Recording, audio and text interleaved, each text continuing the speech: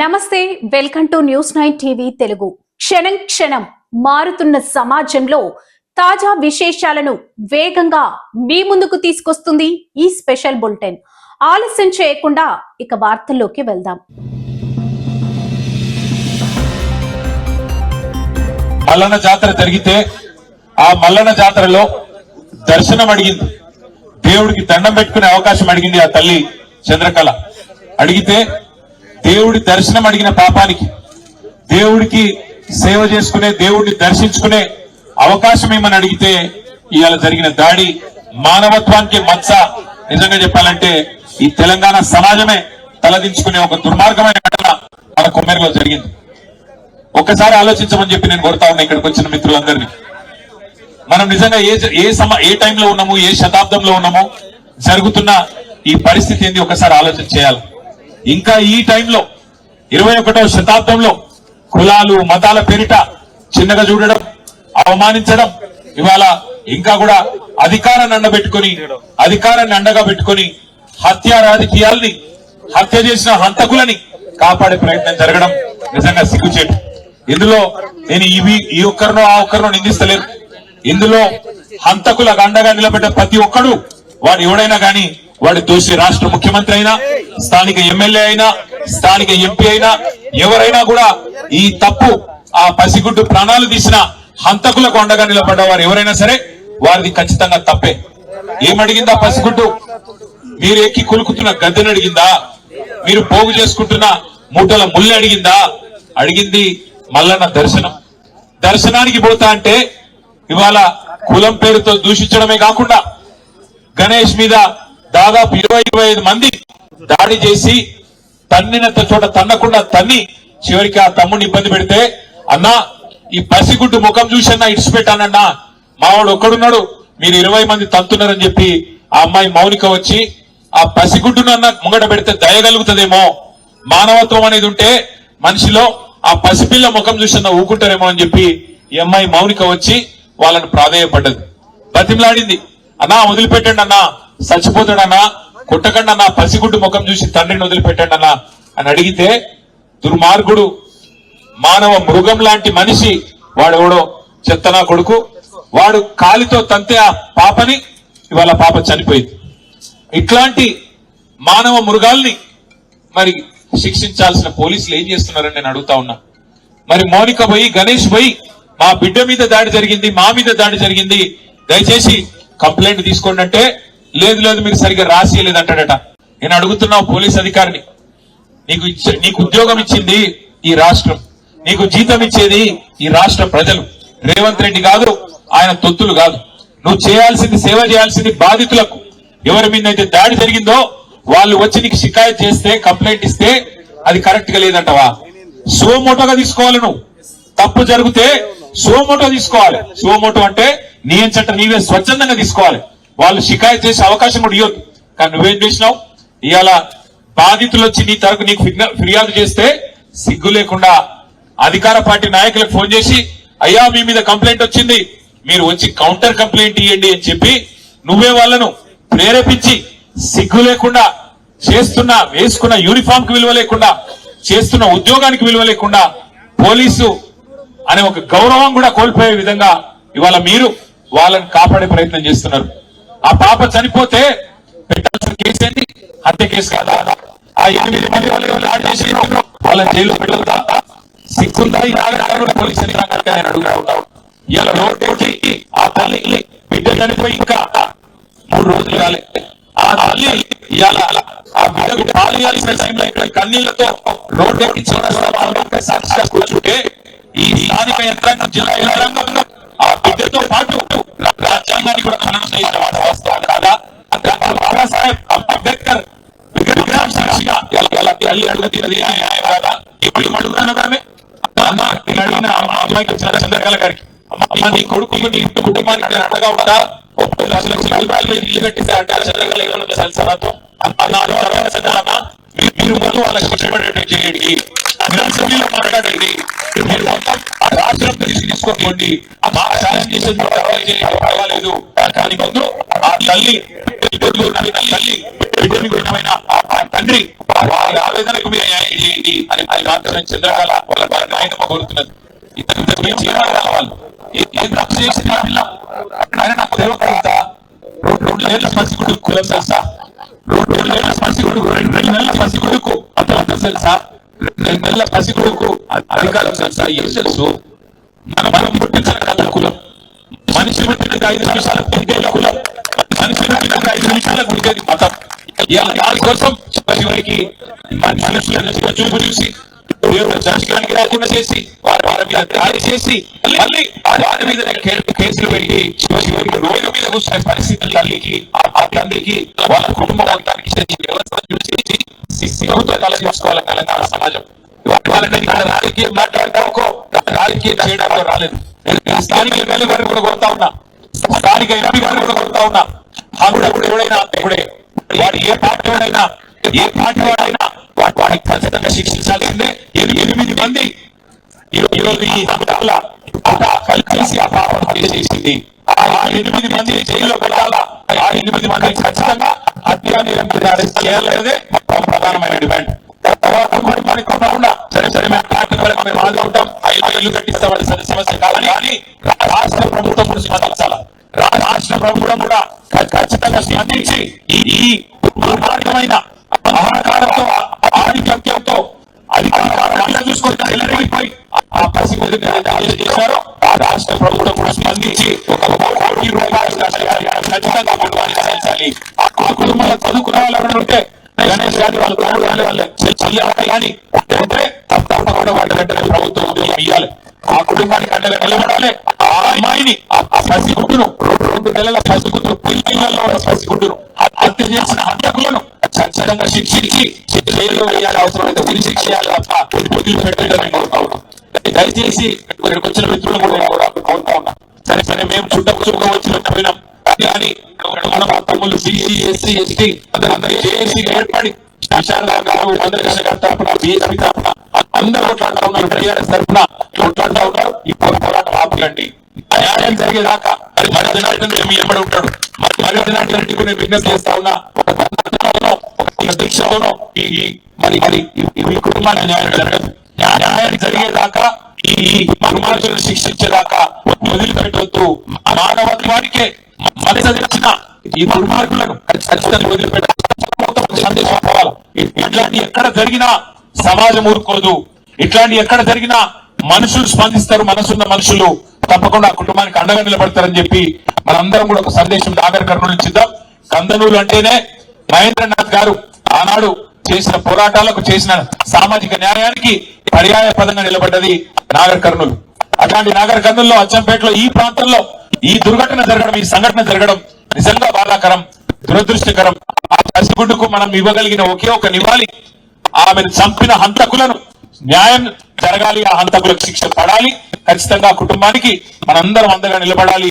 మరొకసారి ఇందులో రాజకీయాలు వద్దు, ఫలానా వారిని తిట్టడం వద్దు, ఇంకొకరిని తిట్టడం వద్దు, కానీ ఆ హంతకులు ఏ పార్టీ వాళ్ళైనా ఎవరి మనుషులైనా వారిని శిక్షించేదాకా వదిలిపెట్టం. శాసనసభ సమావేశాలు 16వ తారీఖు నుంచి ప్రారంభం కాబోతా ఉన్నాయి. ఒకవేళ ఈ లోపల న్యాయం చేసి ఆ 8 మందిని జైల్లో పెట్టకపోతే, వారి మీద హత్యా నేరం మోపకపోతే తప్పకుండా శాసనసభలో కూడా వదిలిపెట్టం. ప్రభుత్వాన్ని గల్లబట్టి అడుగుతాం. శాసనసభలో శాసన మండలిలో ఖచ్చితంగా నిలదీస్తాం.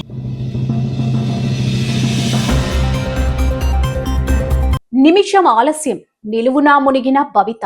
నిమిషం కేవలం ఒక్కటంటే 1 నిమిషం. ఆ 1 నిమిషం ఒక విద్యార్థి జీవిత కాలపు కష్టాన్ని బూడిదలో పోసిన పన్నీరుగా మార్చేస్తుందా?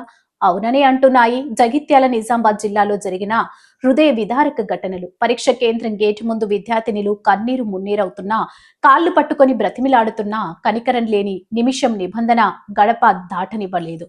చదువుల తల్లి సాక్షిగా క్రమశిక్షణ పేరుతో జరుగుతున్నటువంటి ఈ నిబంధనల పైన రాష్ట్ర వ్యాప్తంగా చర్చ మొదలైంది. తెలంగాణలో ఇంటర్మీడియట్ పరీక్షలు ప్రారంభమైన వేళ నిబంధనల ఉక్కుపాదం విద్యార్థుల పాలిట శాపంగా మారుతుంది.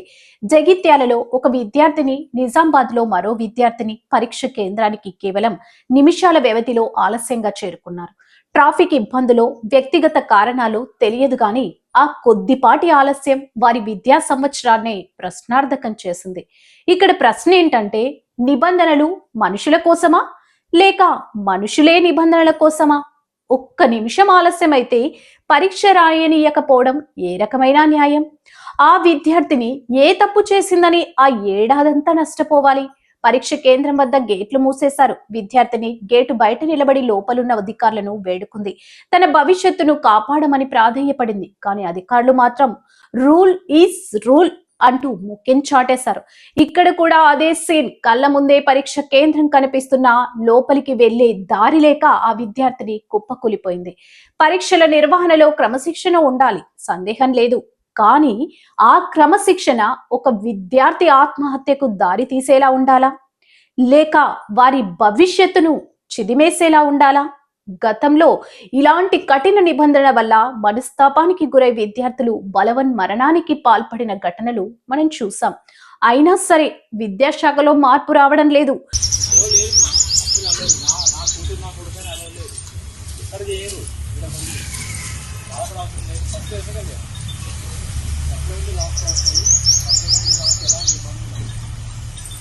నెక్స్ట్ ఎగ్జామ్ అయితే 3వ రోజు ఉంటుంది. టైం లోకల్ లేట్ అవుతుంది.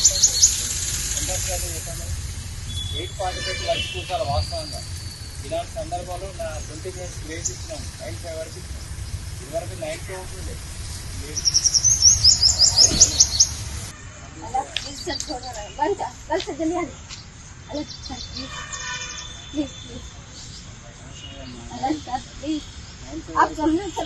पूरा सीसी कैमरा रहता है, सेंटर में देख लेता हूँ. अरे हम देख लेते हैं वो మాకు కూడా ఏదో కన్ఫ్యూజన్ ఉంటుంది. ఏం చేయలేము. ఆ సీసీ కెమెరాలో టైం రికార్డ్ అవుతుంది. టైం రికార్డ్ అవుతా जी बोल सुने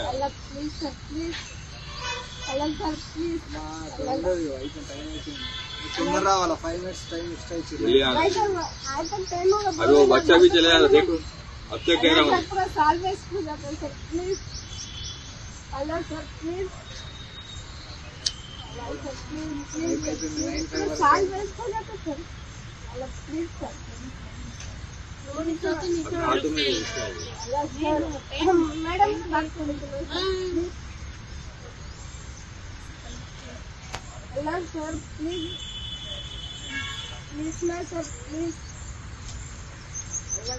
प्लीज सर आज तक टाइम होगा. घर पर कोई नहीं थे. आज तक टाइम होगा ना. पापा भी नहीं थे घर पे. आप चाहे तो कॉल करके पूछ सकते पापा से. प्लीज पूरा अपना काम आपने कर तो सर हम अकेले जल्दी निकले घर से. Hello sir please. Traffic jam కావచ్చు, బస్సు రాకపోవచ్చు, లేదా అనుకోని ప్రమాదం జరగవచ్చు. మానవీయ కోణంలో ఆలోచించి కనీసం 5 నుండి 10 నిమిషాలు వెసులుబాటు కల్పించాల్సిన అవసరం లేదా? అధికారులారా, మీరు కాపాడుతుంది నిబంధనలనా లేక విద్యార్థుల భవిష్యత్తునా? ఒక్కసారి ఆలోచించండి. విద్యార్థిని స్థానంలో మీ బిడ్డ ఉంటే ఇలాగే గేటు బయట నిలబెట్టేవారా? ఈ మొండి పట్టుదల ఎవరి కోసం? ఈ ఘటనపై ప్రభుత్వం వెంటనే స్పందించాలి. నిమిషం ఆలస్యమైన అనుమతించకూడదనే నిబంధనలు సమీక్షించాలి. విద్యార్థుల శ్రమను, వారి తల్లిదండ్రుల ఆశలను ఇలా నిబంధనల పేరుతో తుంచేయడం సరైంది కాదు. దీనిపై మీ అభిప్రాయం ఏంటో మా సోషల్ మీడియా వేదికల ద్వారా తెలియజేయండి.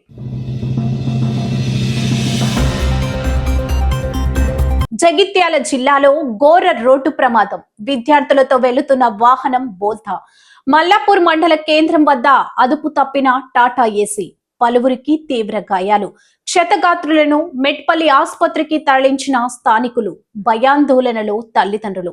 జగిత్యాల జిల్లాలో పెను ప్రమాదం తప్పింది. మల్లాపూర్ మండల కేంద్రంలోని మోడల్ స్కూల్ సమీపంలో ఒక టాటా ఏసీ వాహనం బోల్తా పడడంతో విద్యార్థులు తీవ్రంగా గాయపడ్డారు. వాల్గొండ గ్రామం నుండి మల్లాపూర్ వైపు సుమారు 15 మంది విద్యార్థులను ఎక్కించుకొని వెళ్తున్న ఆటో టాటా ఏసీ స్కూల్ సమీపానికి చేరుకోగానే ఒక్కసారిగా అదుపు తప్పి బోల్తా పడింది. ప్రమాదం జరిగిన సమయంలో వాహనంలో ఉన్న విద్యార్థులు ఆహాకారాలతో ప్రాంతమంతా భీతావహంగా మారింది. స్థానికులు వెంటనే స్పందించి వాహనం కింద చిక్కుకున్న విద్యార్థులను బయటకు తీశారు. ఈ ప్రమాదంలో పలువురు విద్యార్థులకు తీవ్ర గాయాలవ్వగా మరికొందరికి స్వల్ప గాయాలైనట్లు సమాచారం అందుతుంది. వెంటనే క్షతగాత్రులను చికిత్స నిమిత్తం మెట్పల్లి ప్రభుత్వ ఆసుపత్రికి తరలించారు.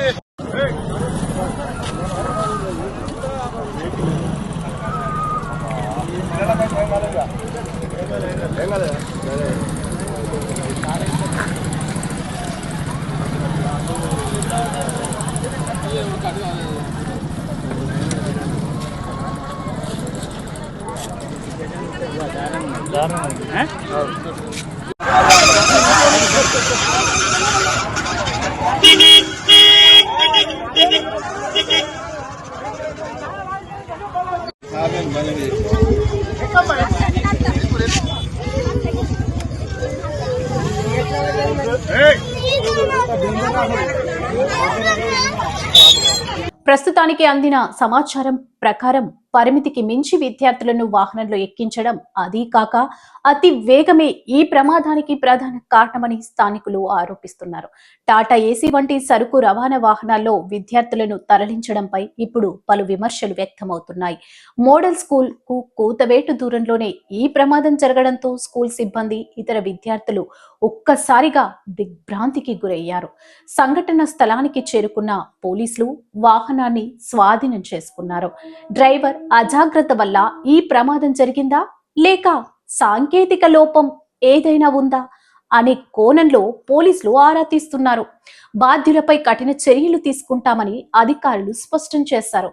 ఆసుపత్రి వద్ద తమ పిల్లల పరిస్థితిని చూసి తల్లిదండ్రులు కన్నీరు మున్నీరుగా విలపిస్తున్నారు. స్కూల్ బస్సుల కొరత లేదా ప్రైవేటు వాహనాలపై ఆధారపడడం వల్ల తరచుగా ఇలాంటి ఘటనలు పునరావృతం అవుతున్నాయి. చిన్నపాటి నిర్లక్ష్యం విద్యార్థుల ప్రాణాల మీదికి వస్తుంది. దీనిపై విద్యాశాఖ అధికారులు మరియు రవాణా శాఖ అధికారులు కఠిన నిబంధనలు అమలు చేయాల్సిన అవసరం ఎంతైనా ఉంది.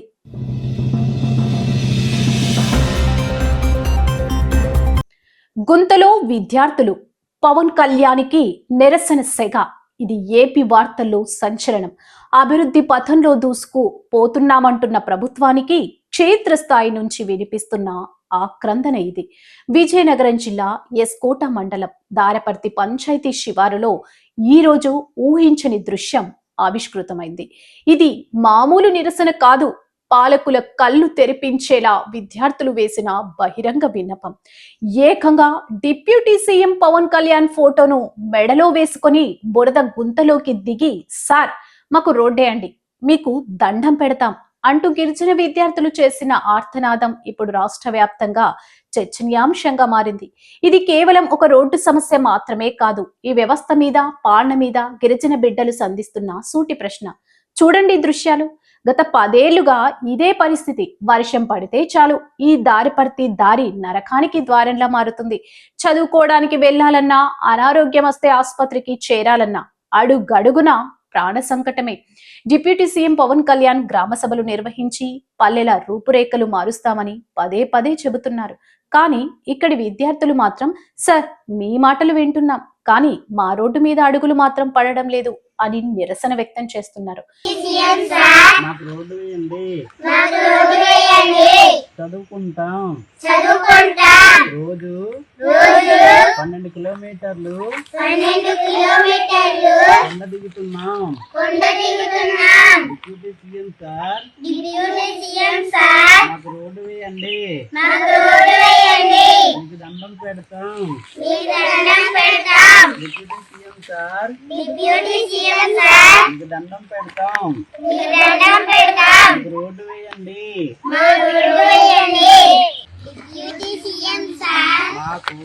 మాకు రోడ్డు వేయండి.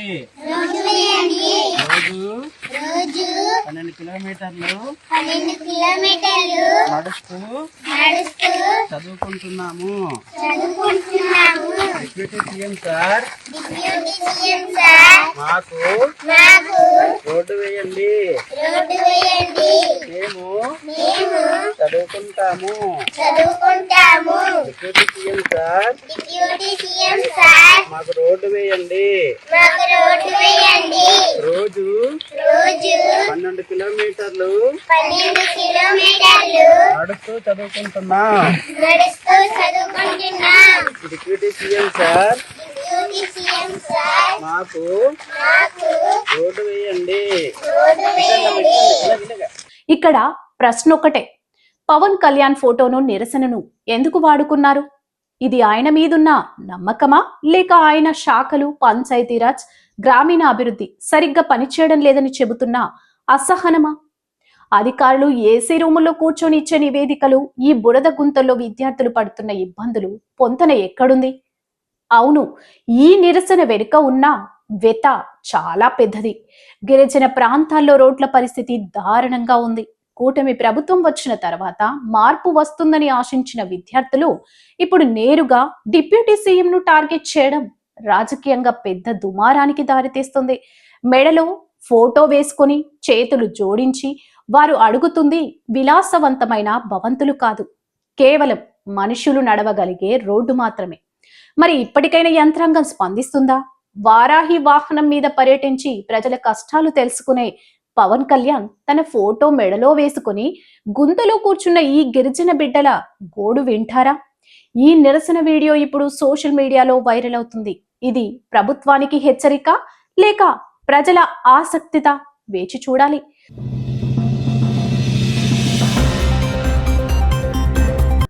అకాల వర్షం, రైతన్న ఆవేదన, ముందస్తు అంచనాలను తలకిందులు చేస్తూ విరుచుకుపడిన అకాల వర్షం అన్నదాతను నిలువునా ముంచేసింది.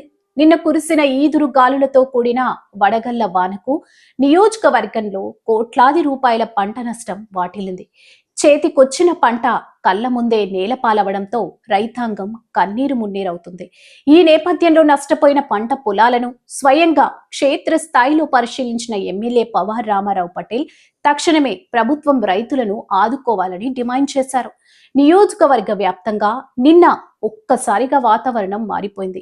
భారీ ఈదురుగాలులతో పాటు వడగళ్ల వాన కురవడంతో మొక్కజొన్న, జొన్న, శనగ పంటలు పూర్తిగా దెబ్బతిన్నాయి. ముఖ్యంగా తానూరు మండలంలోని ఎల్వత్ బోల్సా గ్రామాల్లో పరిస్థితి అత్యంత దయనీయంగా మారింది. ఎమ్మెల్యే పవార్ రామారావు పటేల్ ఈ గ్రామాల్లో పర్యటించి నేల కొరిగిన మొక్కజొన్న, కంకులను, దెబ్బతిన్న శనగ చేలను పరిశీలించారు. రైతులతో నేరుగా మాట్లాడి వారి కష్టాలను అడిగి తెలుసుకున్నారు.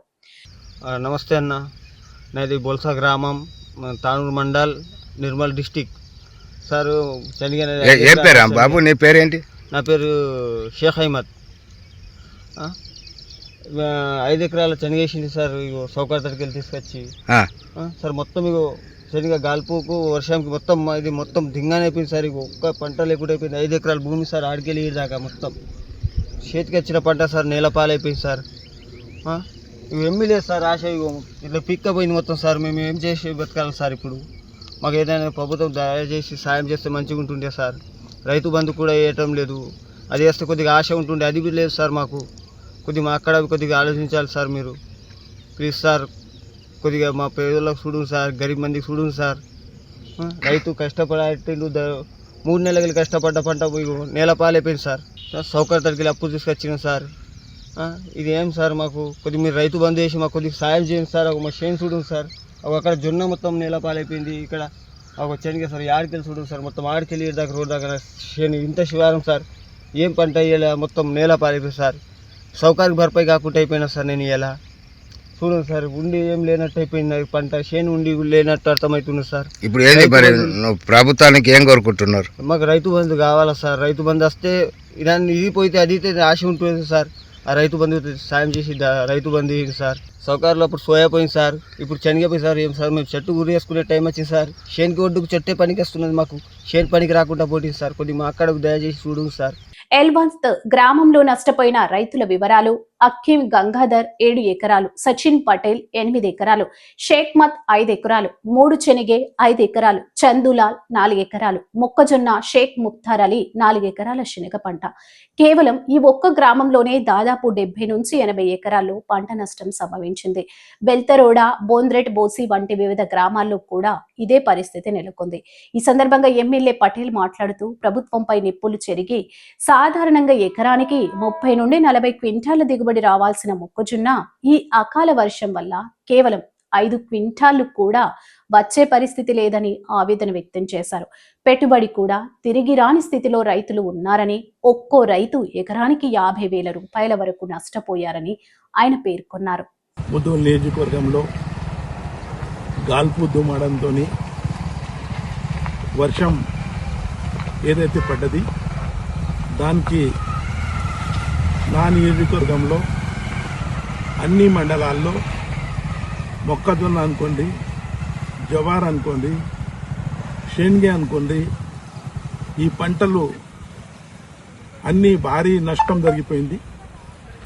దాదాపు 1 ఎకరానికి 30-35 కుంటలు వచ్చే పంట 5 కుంటలకు పరిమితం అయిపోయింది.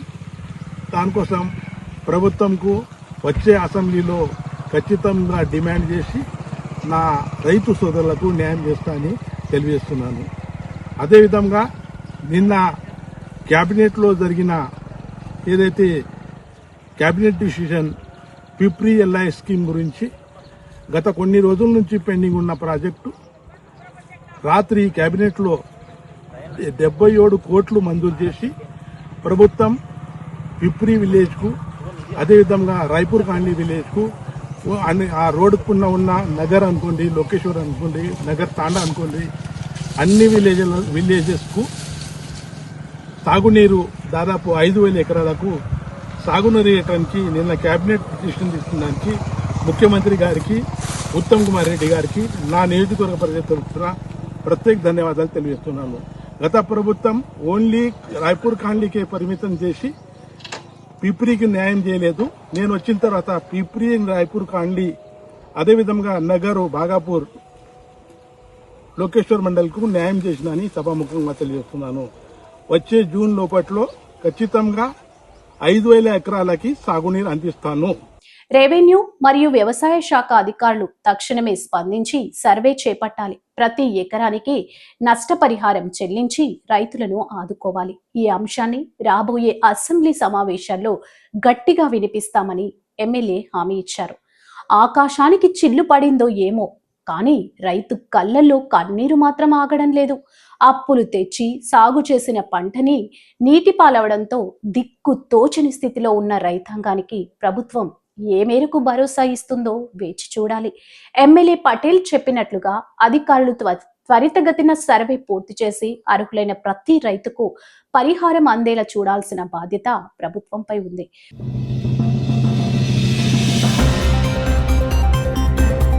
తానూరు మండలంలో అభివృద్ధి పనుల జోరు. ముధోల్ నియోజకవర్గంలో అభివృద్ధి పనులు శరవేగంగా సాగుతున్నాయి.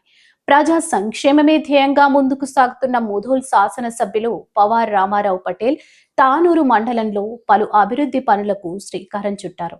నియోజకవర్గంలోని ప్రతి గ్రామాన్ని ఆదర్శంగా తీర్చిదిద్దడమే తన లక్ష్యమని ఆయన పునరుద్ఘాటించారు. నిర్మల్ జిల్లా తానూరు మండలంలో నిన్న సందడి వాతావరణం నెలకొంది.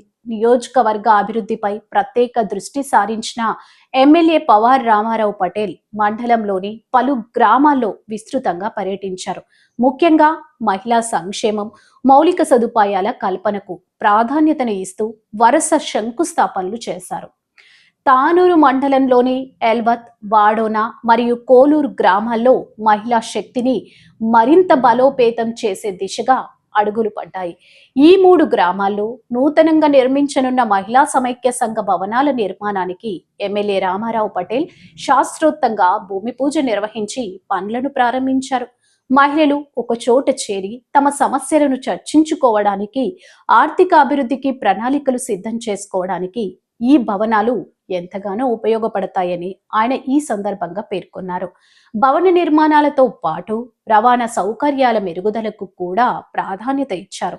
ఎల్వత్ గ్రామంలో సుమారు 2 లక్షల రూపాయల నిధులతో నిర్మించనున్న గ్రావెల్ రోడ్డు పనులకు ఎమ్మెల్యే శంకుస్థాపన చేశారు.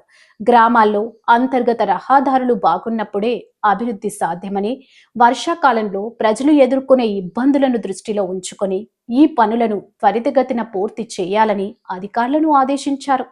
ఈ సందర్భంగా ఏర్పాటు చేసిన సమావేశంలో ఎమ్మెల్యే పవార్ రామారావు పటేల్ మాట్లాడుతూ ఆసక్తికర వ్యాఖ్యలు చేశారు.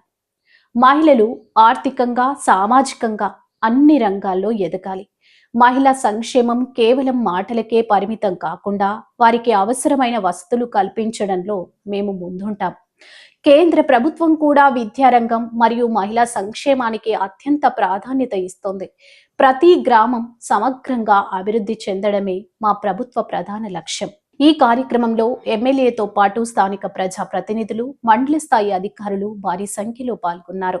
ఆయా గ్రామాల సర్పంచ్లు, మండల నాయకులు, మహిళా సంఘాల ప్రతినిధులు మరియు గ్రామస్తులు పెద్ద ఎత్తున హాజరై ఎమ్మెల్యేకు ఘన స్వాగతం పలికారు. అభివృద్ధి పనుల పట్ల గ్రామస్తులు హర్షం వ్యక్తం చేస్తున్నారు. మొత్తానికి తానూరు మండలంలో జరిగిన ఈ అభివృద్ధి పనుల శ్రీకారం నియోజకవర్గంలో కొత్త ఉత్సాహాన్ని నింపింది. రానున్న రోజుల్లో మరిన్ని నిబంధనలతో మండల రూపురేఖలు మారుస్తామని ఎమ్మెల్యే ధీమా వ్యక్తం చేశారు. కెమెరామెన్ సహకారంతో షేక్ ముక్తార్ అలీ, న్యూస్9 టీవీ, ముధోల్.